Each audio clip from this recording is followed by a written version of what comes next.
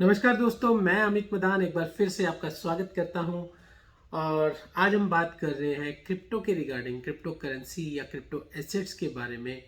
तो इसके बारे में समझने के लिए सबसे पहले हम जानेंगे वाई क्रिप्टो। क्रिप्टो ही क्यों?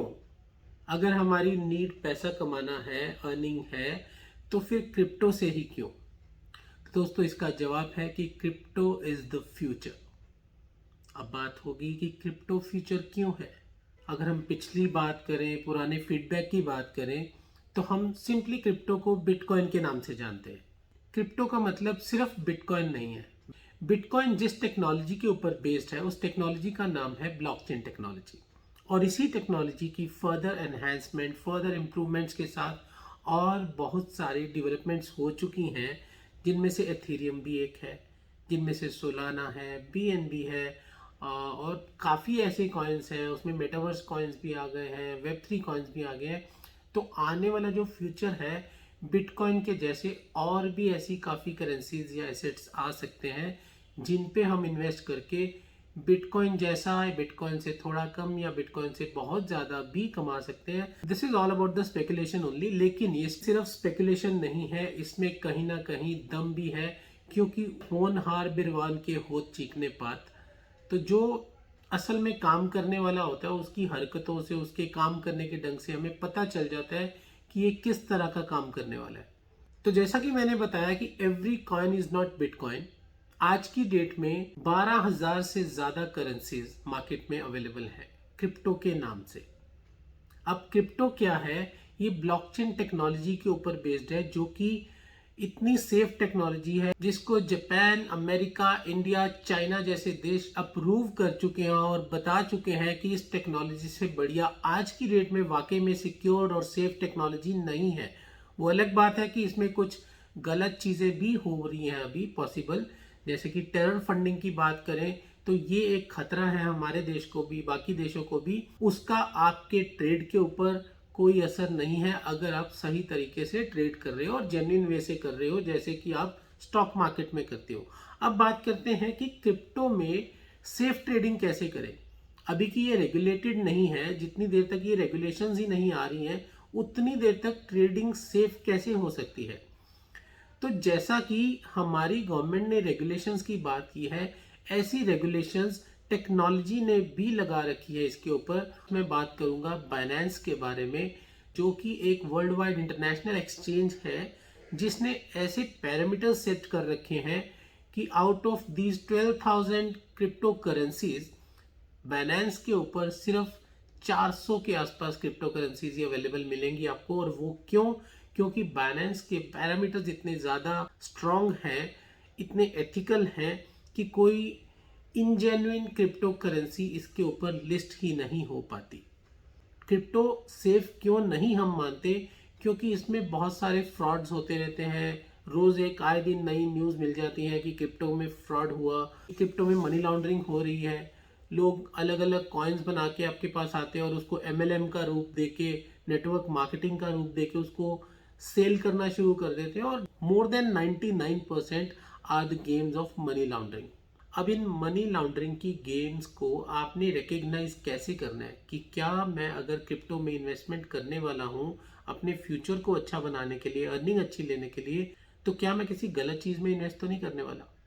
तो उसके लिए मेरा आंसर सिर्फ इतना ही रहेगा कि कोई भी क्रिप्टो करेंसी बिकने के लिए अगर आपके पास आ रही है कि सर ये ले लो, इसमें इन्वेस्ट करो और ये आपकी डबल हो जाएगी, 20 गुना हो जाएगी, 100 गुना हो जाएगी, ऐसी चीज़ें भी सुनने को मिलती हैं।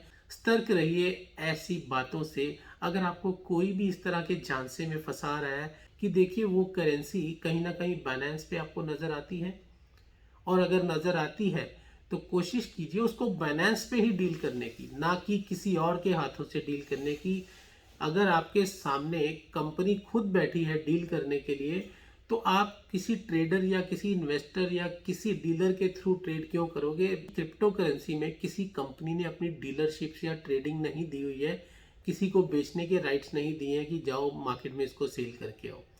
अब बात आती है कि मेरे जैसा जिसने आज तक कभी एक शेयर भी ना लिया हो, कभी स्टॉक मार्केट में डील नहीं किया, वो इंसान कैसे क्रिप्टो करेंसीज में डील कर सकता है या क्रिप्टो एसेट्स में डील करता है। बार बार मैं क्रिप्टो करेंसीज और एसेट्स बोल रहा हूँ, उसका मतलब समझ लीजिए। Currency, I don't feel this is a right name, rather हमारी गवर्नमेंट ने भी अब तो बोल दिया है कि this should not be considered as a currency. Currency वो होती है जो कि एक लीगल टेंडर हो आपके देश में, जिससे आप कमोडिटी बाय सेल कर सकते हो। ऐसा नहीं है कि हम यहाँ पे बिटकॉइन देके या एथीरियम देके या कोई भी ऐसा क्रिप्टो करेंसी देके कोई अन्य कमोडिटी परचेज कर पाए। आपने गाड़ी लेनी है तो आप क्रिप्टो से नहीं ले सकते, आपने आटा दाल चीनी लेने जाना है तो आप क्रिप्टो से नहीं खरीद सकते। तो वो आप एक लीगल टेंडर से ही खरीद सकते हो, which is known as the Indian rupee, जो हमारे इंडिया की करेंसी है। Crypto is considered as an asset here, not currency, क्योंकि ये लीगल टेंडर नहीं है हमारे देश में। तो क्रिप्टो करेंसी में इन्वेस्ट करने के लिए, जैसा कि मैंने आपको बता दिया कि सेफ प्लेटफॉर्म कौन सा है, बाइनेंस की मैं बात कर रहा हूँ। और भी प्लेटफॉर्म्स हैं, आप ऐड देख रहे हो आजकल टीवी पे भी आपके सामने एड्स आ रही हैं। कॉइन DCX है, वजीर एक्स है, कॉइन बेस है, हुबोई ग्लोबल है। लेकिन मैं इन सबको सेकेंडरी मानता हूँ, बाइनेंस में इसलिए प्राइमरी मानता हूँ क्योंकि इसके फिल्टर बहुत अच्छे अच्छे लगे हुए हैं हमारी सेफ्टी और सिक्योरिटी के लिए। बाइनेंस खुद अपनी रिस्पॉन्सिबिलिटी लेता है कि हाँ, ये चीज़ें जो मैं लेके आया हूँ ये जेन्युइन है और प्योरली स्ट्रक्चर्ड है, क्योंकि उनके ऊपर कोई ना कोई प्रोजेक्ट चल रहा है जो सोसाइटी के लिए बेनिफिशियल हो सकता है, जो कि एक इकोसिस्टम बना सकता है सोसाइटी में, बढ़िया फाइनेंशियल सिस्टम बना सकता है सोसाइटी में, या हमारी टेक्नोलॉजीज के ऊपर कुछ नया काम हो रहा है। जैसा कि आप जानते हैं, due to the introduction of blockchain technology, ये टेक्नोलॉजी इतनी ज़्यादा सेफ और सिक्योर गिनी गई है कि इसका बेस ही डिसेंट्रलाइजेशन है। तो हर देश, हर सरकार इसको अप्रिशिएट कर रही है और इस टेक्नोलॉजी को प्रमोट कर रही है। और आने वाला टाइम शायद डेक्स का ही है, डिसेंट्रलाइज एक्सचेंजेस का है, डेफी का है, डिसेंट्रलाइज फाइनेंस का है। और ये सारा फाइनेंशियल सिस्टम अगर डिसेंट्रलाइज हो जाता है तो there will not be a change but a transformation of the technology. ऐसी चीज़ें आपको देखने को मिल सकती हैं जिनके ऊपर पहले आप ना चाहते हुए भी रिलाई कर रहे थे, वो सिस्टम्स गायब हो जाएंगे। अभी ऐसे ही सिस्टम चलेंगे जिसका डायरेक्ट बेनिफिट आपको होने वाला है, हमें होने वाला है। आपने शायद ये कहना सही है या गलत, आज तक हम कहते रहे हैं कि हम फेसबुक यूज़ करते हैं, हम यूट्यूब यूज़ करते हैं, जबकि हम कभी फेसबुक यूज़ नहीं करते, फेसबुक हमें यूज़ करता है। यूट्यूब, ऐसे जितने भी प्लेटफॉर्म्स हैं ये हमें यूज़ कर रहे हैं। किस तरह से? हमारा डेटा जो कि पर्सनलाइज डेटा है, जो सिक्योर डेटा होना चाहिए, उसको पब्लिक कर दिया जाता है, अलग अलग कंपनीज को बेच दिया जाता है और उसके बिहाफ पे हम बाइंग भी करते हैं। और ये एक ऐसा सिस्टम बन गया हुआ है जो कि बड़ी बड़ी ऑर्गेनाइजेशंस के द्वारा कंट्रोल किया जा रहा है। जैसा कि मैंने नाम लिया फेसबुक का भी, लेकिन फेसबुक इस चीज़ से काफ़ी बाहर आ गई है, रिकवर कर गई है due to the introduction of metaverse. Metaverse, जैसे कि आपको पता होगा कि फेसबुक ने अपना नाम चेंज करके मेटा रख लिया है कि उसके ऊपर एक कलंक लग चुका था डेटा डिस्क्लोजर का, डेटा इनसिक्योरिटी का। ये कलंक अगर फेसबुक ने अपने हटाना था तो उसने सबसे बढ़िया टेक्नोलॉजी चूज की, विच इज ब्लॉकचेन टेक्नोलॉजी, और इसी टेक्नोलॉजी के ऊपर बेस्ड मेटावर्स के ऊपर काम करना स्टार्ट कर दिया और डिक्लेयर कर दिया कि आज के बाद फेसबुक मेटावर्स के ऊपर काम करने जा रही है और इसको एक ओपन सोर्स टेक्नोलॉजी बना दिया। इस टेक्नोलॉजी के ऊपर इतनी ज़्यादा कंपनीज अब काम कर रही हैं और इतने अच्छे अच्छे प्रोजेक्ट्स आ रहे हैं कि आने वाला टाइम आपको पता चलना शुरू हो जाएगा कि वाकई में ये जो डिजिटल वर्ल्ड भी है ये भी ट्रांसफॉर्म होने वाला है into a more secured universe which will be called metaverse. Beyond this universe is the metaverse. तो अगर ये टेक्नोलॉजी आने वाली है तो डेफिनेटली इस टेक्नोलॉजी के ऊपर काम करने वाली कंपनीज और उनके जो प्रोजेक्ट चल रहे हैं वो भी सक्सेस होंगे, फ्यूचर उन्हीं का रहेगा। तो ऐसे कॉइन्स में या ऐसी टेक्नोलॉजीज में अगर हम इन्वेस्ट करते हैं आज, तो कल को शायद वो भी बिटकॉइन की तरह ही उभर के सामने आने वाले हैं, बिटकॉइन की तरह ही ग्रोथ देने वाले हैं, या हो सकता है उससे भी ज़्यादा दे रहे। ये स्पेकुलेशंस हैं। तो प्लीज़ अपनी ड्यू डिलिजेंस के साथ इसको स्टडी करके इन पे इन्वेस्ट करें। मेरा ओपिनियन सिर्फ ये है कि this is the future technology, इसके साथ हमें चलना पड़ेगा। फर्क कुछ नहीं पड़ेगा अगर हम साथ नहीं चलेंगे, वो भी काम करते रहेंगे, उनका भी जीवन है, उनकी भी लाइफ है। लेकिन जो वक्त के साथ चलता है फायदा भी उसी को मिलता है, ऐसा मेरा मानना है। अब मेटावर्स की इंट्रोडक्शन के साथ ही एक और नई टेक्नोलॉजी साथ में इंट्रोड्यूस हो गई due to the introduction of blockchain only. अब ब्लॉकचेन के साथ पैरेलली मेटावर्स भी चल रहा है, ब्लॉकचेन के साथ ही पैरेलली वेब 3 भी चल रहा है। What is web 3 now? Web 3 is again a decentralized world of internet. Decentralized world of internet मतलब यहाँ पे अलग अलग कंपनीज अपनी कमांड के साथ कोई प्रोजेक्ट नहीं चलाएंगी। यहाँ पे कोई भी अगर सोशल बेनिफिट के लिए चले या कोई कम्युनिटी क्रिएट हो रही है या किसी भी तरह के नए चैनल या सोशल मीडिया भी क्रिएट होगा तो वो डिसेंट्रलाइज्ड मीडिया कहलाएगा, डिसेंट्रलाइज्ड टेक्नोलॉजी के ऊपर बेस्ड होएगा, विच इज ब्लॉकचेन टेक्नोलॉजी। जो वेब 3.0 के ऊपर कंपनीज काम कर रही उनके प्रोजेक्ट भी एप्रिशिएबल हैं।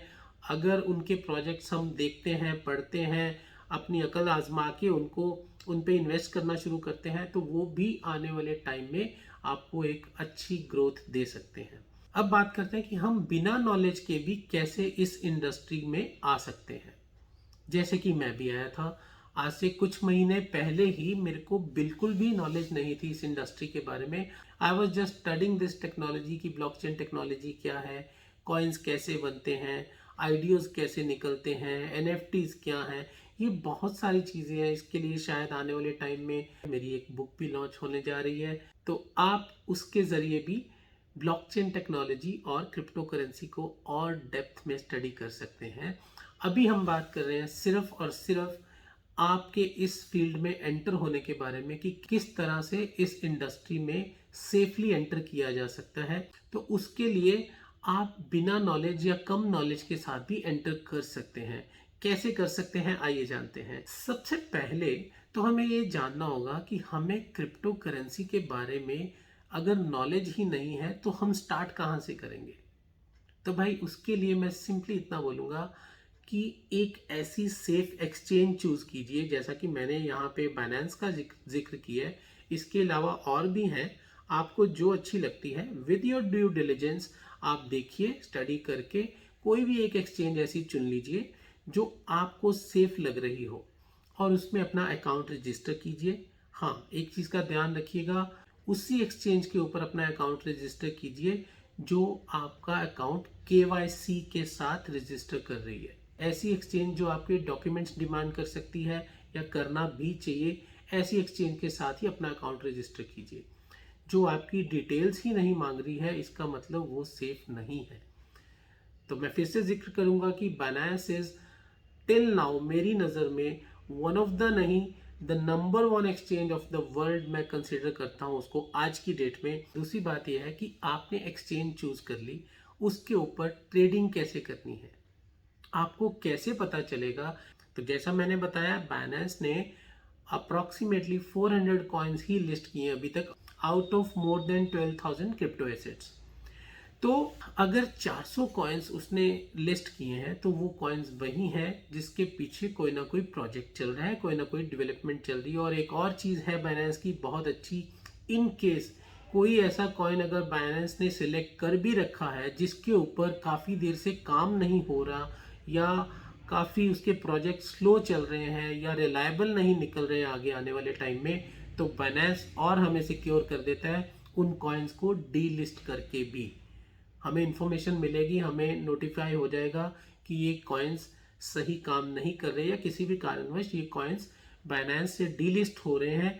तो आप अपनी इन्वेस्टमेंट यहाँ से निकाल भी सकते हो अगर आपका दिल करे। अगर नहीं भी निकालनी तो ये दूसरी एक्सचेंजेस के ऊपर तो अवेलेबल ही रहेंगे। तो ये भी एक सिक्योरिटी चेक रहता है बाइनेंस का, ये भी एक एक्स्ट्रा फीचर है बाइनेंस का। आपको अब ये पता चल गया कि आप एक्सचेंज पे ट्रेड कर सकते हो, लेकिन अगर हमें नॉलेज नहीं तो हम ट्रेड कैसे करेंगे। तो उसका सोल्यूशन है फिर से टेक्नोलॉजी, एक और टेक्नोलॉजी जिसको हम बोलेंगे AI robot. Artificial intelligence robots available हैं मार्केट में, उसमें भी जैसे बाइनेंस एक सेफ एक्सचेंज है तो आर्टिफिशियल इंटेलिजेंस रोबोट्स में भी अगर आपने किसी भी रोबोट को इम्प्लीमेंट करना हो तो पहले समझते हैं कि है क्या ये AI रोबोट। आर्टिफिशियल इंटेलिजेंस एक सॉफ्टवेयर कंट्रोल है जिसको सेट किया जाता है as per the strategy of buying and selling. Buy when market is down, sell when market is up. जब मार्केट डाउन है तो बाय कर लीजिए, जब मार्केट अप है तो सेल कर दीजिए। ये एक यूनिवर्सल रूल है। यही रूल एप्लीकेबल रहता है क्रिप्टो एसेट्स की ट्रेडिंग में भी। लेकिन ये क्रिप्टो एसेट्स की ट्रेडिंग एक ऐसी मार्केट है जो 24 आवर्स ओपन रहती है। तो क्या हम 24 आवर्स टिकटिकी लगा के अपने लैपटॉप पे या अपने मोबाइल पे बैठ सकते हैं मार्केट को अप डाउन देखते हुए? कब हमने डिसाइड करना है कि हम परचेज करें, कब हमने डिसाइड करना है कि हम सेल करें? नहीं। जो लोग ऐसा करते हैं वो प्रॉफिट भी ले लेते हैं, लेकिन नुकसान होने के चांसेस भी काफ़ी रहते हैं। तो इसकी सेफ्टी और सिक्योरिटी के लिए AI रोबोट या artificial intelligence robots in form of software हमारे पास अवेलेबल है। तो कहीं पे भी हम सब्सक्राइब कर सकते हैं। मैं सजेस्ट करूंगा इसकी तीनों स्ट्रेटजीज समझने के लिए। AI रोबोट की स्ट्रेटजीज क्या रहती हैं? सबसे पहले तो इसमें हम एज एन इन्वेस्टर आ सकते हैं। एज एन इन्वेस्टर मतलब कि अगर हमने इसमें कोई एक्स अमाउंट लगानी है, इन्वेस्ट करनी है, तो हम सिंपली बाइनेंस के ऊपर या कोई भी जो भी एक्सचेंज हमने चूज करी है उस एक्सचेंज के ऊपर उस अमाउंट को in the form of crypto assets रख देंगे और AI रोबोट को लिंक कर देंगे उस एक्सचेंज के साथ। अब AI रोबोट को बड़ी सतर्कता से चूज करना होगा आपने। AI रोबोट में ये चीजें ध्यान में रखने वाली हैं कि क्या आप उस रोबोट के अकाउंट में तो नहीं पैसा ट्रांसफर कर रहे? अगर हाँ तो सोच समझ के कीजिए। तो ऐसा रोबोट चूज कीजिए जो आपके पैसे को हाथ ना लगा पाए। पैसा आपकी जो जिस एक्सचेंज के ऊपर आपने विश्वास किया है उस एक्सचेंज के ऊपर ही पड़ा रहे in the form of crypto currency. और आर्टिफिशियल इंटेलिजेंस रोबोट को सिर्फ वहां से राइट्स दिलाए जाएं कि AI रोबोट वहां पे सिर्फ ट्रेड कर सके, ना कि पैसे के साथ छेड़छाड़ कर सके। छेड़छाड़ का मतलब है कि पैसे का विड्रॉल ना हो पाए रोबोट की मदद से। तो पैसे का जब भी विड्रॉल की बात आए वो सिर्फ आपकी अथॉरिटी से होना चाहिए with the help of OTP जो आपके मोबाइल या आपके ईमेल पे या आपके ऑथेंटिकेटर पे भी आ सकता है, depending upon the choice you have made. अब ऐसा रोबोट अगर हम चूज कर लेते हैं जो हमारे एक्सचेंज से ही ट्रेड कर रहा है, पैसा हमारा हमारी आंखों के सामने एक्सचेंज पे पड़ा हुआ है और वहीं पे ट्रेडिंग हो रही है, लेकिन ट्रेडिंग आप नहीं कर रहे, ट्रेडिंग आर्टिफिशियल इंटेलिजेंस के द्वारा हो रही है।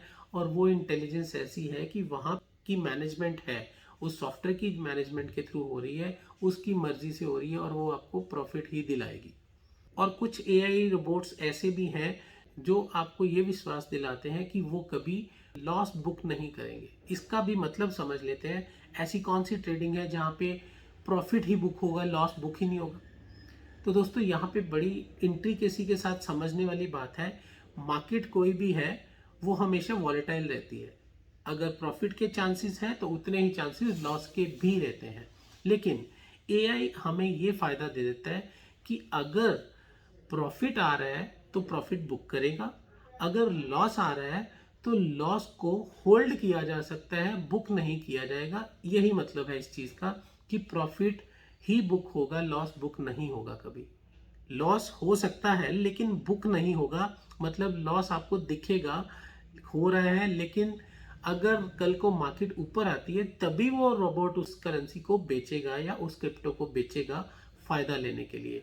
लॉस में कभी भी सेलिंग नहीं करेगा। यही मतलब है कि वो कभी लॉस बुक नहीं करेगा। और इसके चांसेस बढ़ ऐसे जाते हैं, अगर हम सेफ एक्सचेंज पे काम कर रहे हैं तो ऑब्वियसली वहाँ पे सेफ क्रिप्टोज ही पड़ी होंगी। सेफ क्रिप्टोज पड़ी है तो उस पर काम भी सेफली हो रहा है। काम भी सेफली हो रहा है तो मतलब उसमें लॉस के चांसेस मिनिमल रहते हैं। इसी तरह कुछ रोबोट्स ऐसे हैं जो एक्सचेंज की सेफ्टी के ऊपर एक अलग से एक और फिल्टर लगा देते हैं कि अगर एक्सचेंज ने इसमें से लेट्स से 20% कॉइन्स लिस्ट किए हुए हैं टोटल कॉइन्स में से, तो कुछ रोबोट्स इसमें अपना फिल्टर लगा देते हैं कि मैं उसमें भी एक लिमिटेड नंबर ऑफ कॉइन्स के ऊपर ही डील करूंगा जो कि इसके हॉट कॉइन्स रहेंगे, जो कि वाकई में चलने वाले कॉइन्स रहेंगे। तो इस तरह से आपकी सिक्योरिटी 2 टियर भी हो सकती है। अब बात करते हैं AI रोबोट करते क्या है। टेक्नोलॉजी अगर समझ लेंगे तो बड़ी इजी लगनी शुरू हो जाएगी। Everything is being done with the help of artificial intelligence. किस तरह से मशीनरी की फॉर्म में रोबोट्स बना दिए जाते हैं, जो एक स्टैंडर्ड प्रोसीजर होता है, हमारा ऑपरेटिंग प्रोसीजर होता है, उसकी कमांड दी जाती है और वो रेगुलर काम वही करना शुरू हो जाते हैं। उससे आपके ह्यूमन एरर के चांसेस भी खत्म हो जाते हैं, ना के बराबर रहते हैं, और आपका काम भी परफेक्शन के साथ अचीव हो जाता है। तो सिमिलरली इस चीज़ में भी यही टेक्नोलॉजी यूज़ हो रही है कि कंप्यूटर को या सॉफ्टवेयर को एक कमांड दे दी जाती है, प्रीसेट कर दी जाती है कि अगर मार्केट का रेट इस तरह से हो तो ये काम करे, अगर मार्केट का रेट इस तरह से हो इस तरह से काम करे।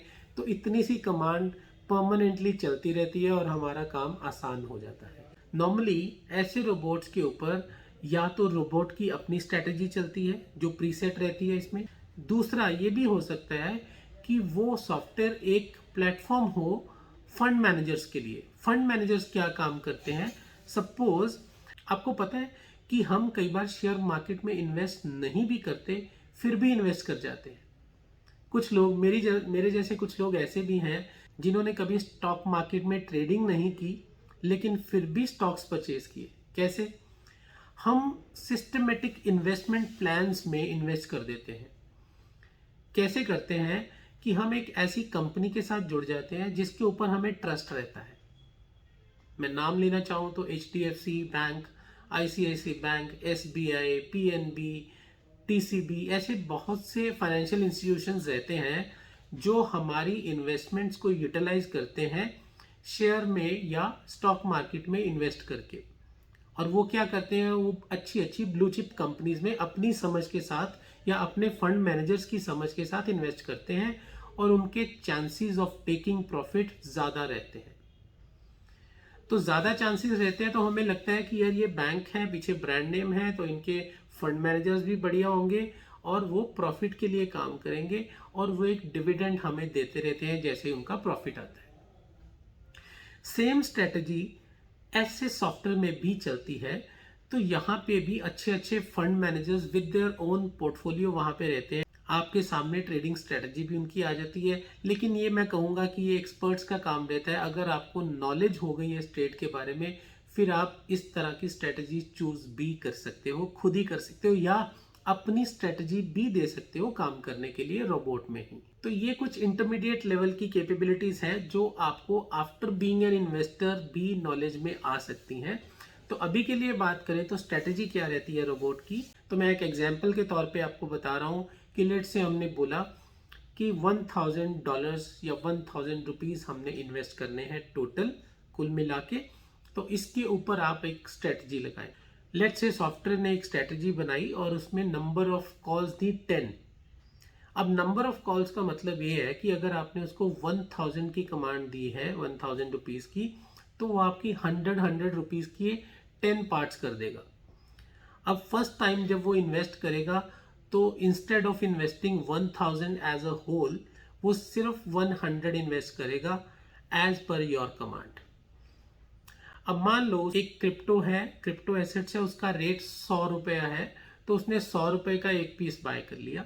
अगर उस स्ट्रेटजी में लिखा है कि 1.2% पे उसको ऑब्जर्व करना शुरू कर दे और 0.2 पे बुक कर ले प्रॉफिट को, तो इसका मतलब क्या हुआ कि जैसे ही आपकी 100 रुपये की चीज़ 1.2% बढ़ेगी तो सॉफ्टवेयर डॉर्मेंट स्टेट से एक्टिव स्टेट में आ जाएगा और चेक रखना शुरू कर देगा कि इसका रेट ऊपर जाना शुरू हो गया, और तब तक चेक रखता रहेगा जब तक उसका रेट 0.2% डाउन ना आ जाए। तो मतलब ये हुआ कि 100 रुपये की चीज़ अगर ऊपर जाते जाते 102, 104, 107, 108, 110 तक पहुंच गई, मतलब 10% प्रॉफिट में आ गई, और उसके बाद एकदम से 0.2% भी अगर नीचे आई तो ये प्रॉफिट बुक करेगा, ना कि 1.2% पे ही कर लेगा। 1.2% पे इसको ऑब्जर्व करना शुरू कर देगा और जैसे ही वो 0.2% नीचे आएगी उसका प्रॉफिट बुक कर लेगा। तो इस केस में 9.8 रुपीज़ का प्रॉफिट वो साथ ही बुक कर लेगा। और इस तरह की एक्टिविटी वो रेगुलर करता रहेगा, रेगुलर पूरा दिन 24/7 करता रहेगा। पता नहीं कब क्या चीज़ ऊपर नीचे होनी है, आप उसको सेंस नहीं कर पाओगे बीइंग अ ह्यूमन, लेकिन वो सॉफ्टवेयर है, सारा दिन एक ही काम कर रहा है, तो ये छोटी से छोटी इंट्रिकेट लेवल की एक्टिविटी भी नोटिस करेगा और उसके ऊपर वर्किंग करेगा। तो ये स्ट्रेटजी तो हुई अप ट्रेंड की। अब सेम स्ट्रेटजी लगाते हैं, अगर रेट ऊपर नहीं गया, नीचे आना शुरू हो गया तो क्या करेगा। तो let's consider the same example कि 100 रुपए की चीज़ फर्स्ट टाइम बाय हुई, लेकिन उसका रेट नीचे आना शुरू हो गया, वो 95 की रह गई। तो उस स्ट्रेटजी में लिखा होगा कि अगर इतने % नीचे आए तो इसकी एक कमांड और दे दे, मतलब हमने 10 रुपीज़ की ईच कमांड दी हुई है, 10 कमांड्स थी हमारे पास, तो ये सेकंड कमांड उठा लेगा just to maintain the average of the rate. तो ये काम कैसे करेगा, जैसे ही हमने लेट से लिखा कि 1% नीचे आए तो एक कमांड और उठा ले, तो ये क्या करेगा, जैसे वो 99 की रह जाएगी वो 100 रुपए की और खरीद लेगा। मान लो फिर लिखा कि हमने 9% और नीचे आए, एक और उठा ले, तो वो 90 की रह जाएगी तो एक कमांड और उठा लेगा। This way it is creating an average of the system, हमारे रेट की एवरेज निकाल रहा है। अब एवरेज का क्या मतलब हुआ, अब 10 कमांड लेते लेते अगर उस एसेट का रेट रह गया 50 रुपीज़, लेट से, मैं बहुत ज़्यादा बात कर रहा हूँ, इतना लॉस एकदम से नहीं होता वैसे, लेकिन स्टिल एक एग्जाम्पल है, तो मैं यहाँ तक भी आ जाता हूँ कि उसका रेट 50 रुपीज़ रह गया 100 रुपये से। लेकिन होगा क्या कि इसने 10 बार परचेज कर लिया वो चीज़, उसका रेट 50 रुपीज़ नहीं, लेकिन इसको एवरेज पड़ रही होगी 55 रुपीज़। अब डिफरेंस कितना रह गया, ओनली 5%। 5% का जो फ्लक्चुएशन है वो तकरीबन रेगुलर चलता रहता है मार्केट में। तो इसने एवरेज बना लिया कि मेरे को एवरेज इस रेट पे पड़ी है चीज़, तो ये ब्लॉक्स में उसको बेचना शुरू कर देगा। अगर उसका रेट 57 पॉइंट समथिंग आया, 58 आया, तो उसी वक्त एक ब्लॉक बेच देगा, फिर ऊपर जाएगा, तो एंड तक जाते जाते जब तक ये हमारी लास्ट सेलिंग पे पहुंचेगा तो एक अच्छा खासा प्रॉफिट बुक कर चुका होगा। तो इस तरह से रोबोट की स्ट्रेटजी काम करती है। तो हमने बात की क्रिप्टो करेंसी में डील करने के लिए या क्रिप्टो एसेट्स में डील करने के लिए आप बिना नॉलेज के भी स्टार्ट कर सकते हो एज एन इन्वेस्टर। और अगर एज एन इन्वेस्टर आपने स्टार्ट कर लिया है तो धीरे धीरे धीरे वाइल इन्वेस्टिंग आपको पता चलना शुरू हो जाता है, जैसे कि मुझे भी पता चला कि आपकी इन्वेस्टमेंट्स किस तरह से वर्क कर रही हैं और किस तरह से आपको आउटपुट दे रही हैं। और इसमें कई बार ऐसा भी होता है कि आपको एक अच्छी खासी रिटर्न आ जाती है। आई थिंक 5% से लेके ज़्यादा की मैं बात ना करूँ तो कम से कम 10% तो आराम से आ सकती है मंथली। और कुछ रोबोट्स तो आपको 50%, 60% मंथली का भी बताते हैं कि हम दे सकते हैं, और डेफिनेटली दे सकते हैं, इसमें कोई शक नहीं है। This all depends upon the condition of the market, कि मार्केट किस वे से ऊपर जा रही है, किस वे से नीचे जा रही है, क्या फ्लक्चुएशंस रह रही हैं, कौन से करेंसीज के ऊपर इन्वेस्ट कर रखा है रोबोट ने। तो ये सारी चीज़ों का कम्बिनेशन एक अच्छी और ऑप्टिमल स्ट्रेटजी को बनाने में मददगार रह सकता है। तो अब हम बात कर रहे हैं कि अगर आप एक इंटरमीडिएट लेवल पे आ गए हो, you are not an investor now, you be a trader also now. Trader में क्या होता है कि आपको समझ लग जाती है कि वाकई में जो करेंसीज मैं डील कर रहा था वो जेन्युइन करेंसीज हैं और उसके पीछे ये काम चल रहे हैं। आप स्टडी करना शुरू हो जाते हो उन करेंसीज को, उन कंपनीज को जो उन करेंसीज के पीछे होती हैं और जो किसी ना किसी उससे रेलेवेंट प्रोजेक्ट पे काम कर रही होती हैं। I already explained you about metaverse. तो मेटावर्स में सपोज मैं आपको एक छोटी सी एग्जांपल देके चलता हूँ। Let's say there is a coin from the name of ABC. कोई कॉइन नहीं है, मैं जस्ट वैसे रेफरेंस के लिए बता रहा हूँ।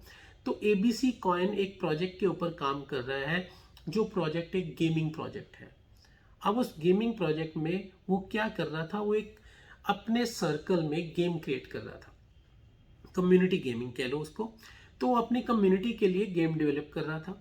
अब उस गेम को डेवलप करते करते उसने उसके ऑब्जेक्ट बनाए।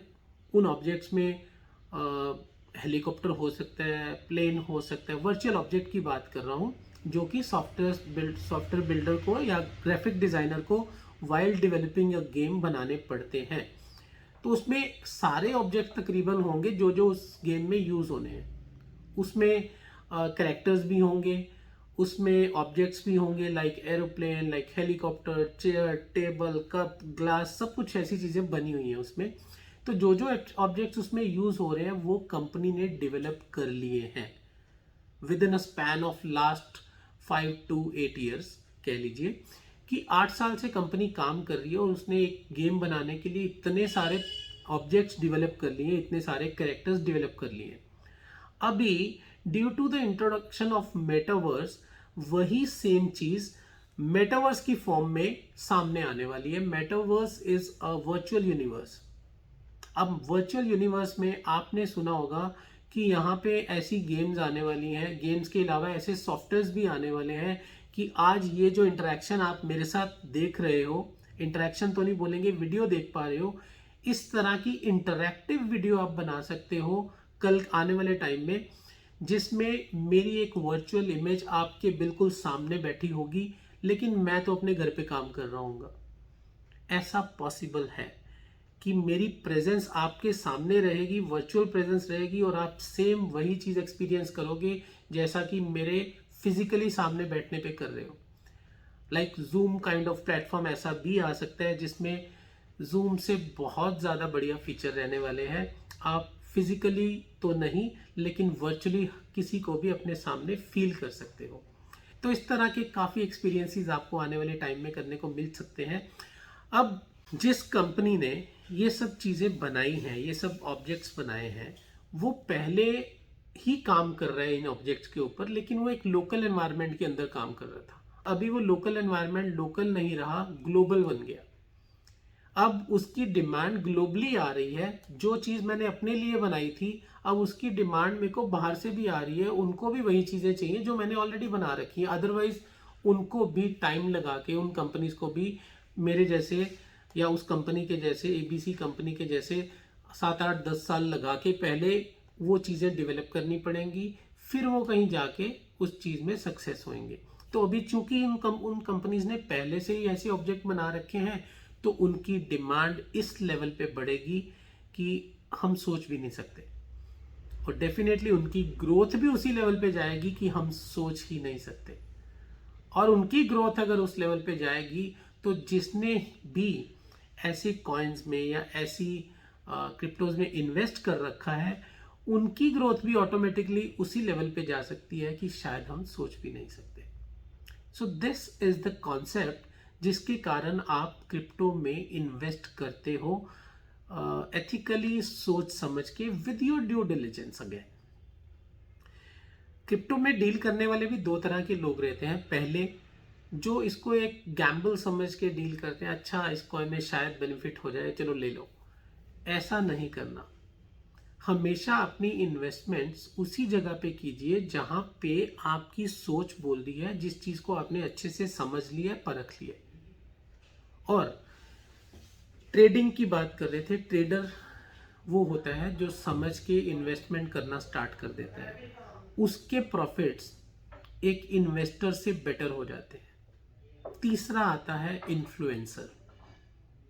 तीसरी तरह की इनकम है इसमें, इस इंडस्ट्री में, इन्फ्लुएंसर की, शायद जिसकी कोशिश मैं भी कर रहा हूँ। एज एन इन्फ्लुएंसर जब आप काम करते हो with your knowledge sharing also, एक तो था जब आपको नॉलेज नहीं थी इन्वेस्टर बन गए, दूसरा था जब आपको नॉलेज हुई आप पर्सनली अपने लिए काम करना शुरू हो गए। अभी तीसरा लेवल है इन्फ्लुएंसर लेवल, कि आपने वो नॉलेज अपनी कम्युनिटी में शेयर करी और उस कम्युनिटी में भी आपके साथ लोग जुड़ना शुरू हो गए। लेट्स से अगर आपको मेरी नॉलेज अच्छी लगी तो आप मेरे साथ जुड़ जाते हो, तो मेरे को एक अलग लेवल का प्रॉफिट होगा साथ में, और साथ में आपको भी होगा। क्यों? मेरी नॉलेज शेयर हो रही है तो आपकी नॉलेज भी बढ़ेगी, आपकी नॉलेज बढ़ेगी तो आप भी इन्फ्लुएंसर बन सकते हो। आप इन्फ्लुएंसर बन के, मैं वीडियो की फॉर्म में कर रहा हूँ, आप हो सकता है आप पीआर कर रहे हो या आप पॉडकास्ट कर रहे हो या आप कोई भी सोशल मीडिया या किसी तरह का मीडिया यूज करके अपने आप को इन्फ्लुएंसर बना रहे हो या बन चुके हो। तो जब इस तरह से आप इन्फ्लुएंसर बन के काम करते हो तो आपकी ग्रोथ भी उस लेवल पे पहुंच सकती है। आशा करता हूँ इस सेशन से आपको कुछ ना कुछ सीखने को जरूर मिला होगा, और मेरे साथ इसी तरह के किसी अच्छे प्रोजेक्ट में जुड़ने के लिए आप नीचे डिस्क्रिप्शन बॉक्स में दिए गए लिंक के ऊपर क्लिक कर सकते हैं। और मैं आशा करता हूँ अगली मुलाकात हमारी नेक्स्ट मीटिंग, जो कि एक लाइव जूम सेशन रहने वाला है। Details of the timings and the duration आपको नीचे मिल जाएंगी। तब तक के लिए धन्यवाद। सी यू सून।